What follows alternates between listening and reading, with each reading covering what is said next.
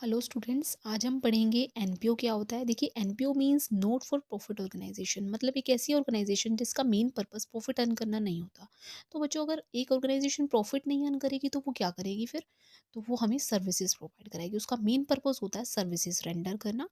सो ऐसी कौन कौन सी ऑर्गेनाइजेशंस हैं जो हमें सर्विसेज प्रोवाइड कराती हैं? जैसे हॉस्पिटल्स हैं, स्कूल्स हैं, चैरिटेबल ट्रस्ट हैं, या कोई लिटरेरी सोसाइटीज़ हैं। तो ये एक ऐसी ऑर्गेनाइजेशंस हैं जिनका मेन पर्पस प्रॉफिट कमाना नहीं होता, जिनका मेन पर्पस हमें सर्विसेज प्रोवाइड कराना होता है। ठीक है, इसलिए इन्हें नॉन प्रॉफिट सीकिंग एंटिटीज भी बोला जाता है।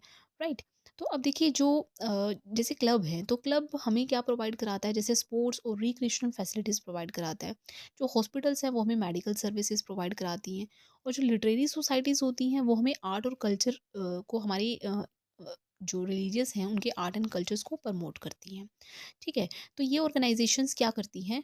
ये प्रॉफिट एंड लॉस अकाउंट नहीं बनाती, क्योंकि इनका पर्पस प्रॉफिट कमाना नहीं है। तो ये कौन कौन से अकाउंट्स मेंटेन करती है? ये दो तरह के, तीन तरह के अकाउंट्स मेंटेन करती है। एक रिसीट एंड पेमेंट अकाउंट करती है, इनकम एक्सपेंडिचर अकाउंट मेंटेन करती है, एंड बैलेंस शीट मेंटेन करती है। राइट। जो प्रॉफिट एंटिटीज होती हैं वो हमारे वो क्या बनाती हैं? वो ट्रेडिंग बनाती हैं, प्रॉफिट एंड लॉस बनाती हैं, बैलेंस शीट बनाती है। ठीक है। So not for profit organisation receipt and payment account, income expenditure account and balance sheet maintain करती है। राइट।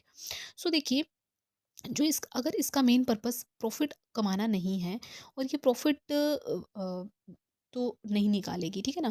तो इट मीन्स कि जो इनकम एक्सपेंडिचर अकाउंट हम बनाते हैं तो उससे हम प्रॉफिट नहीं निकालते, मतलब डेफिसिट सरप्लस यहाँ पर टर्म हम यूज़ करते हैं।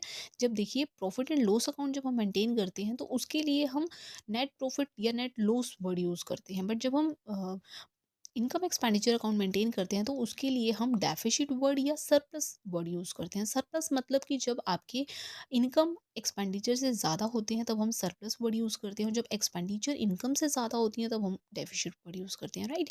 तो अब देखिए, जब कंपनी अ, अगर प्रॉफिट नहीं अर्न करेगी, मतलब सरप्लस या डेफिसिट होगा, तो उसको क्या करेंगे? क्या पार्टनर्स में डिवाइड किया जाएगा? तो यहाँ पर देखिए, पार्टनर्स की जगह हम क्या यूज़ करते हैं? वर्ड मेंबर्स यूज़ करते हैं। ठीक है। तो वो जो मेंबर्स होंगे, क्या वो अपना प्रॉफिट लेकर चले जाएंगे? नहीं। ठीक है, क्योंकि हमें अभी कंपनी को क्या करना है?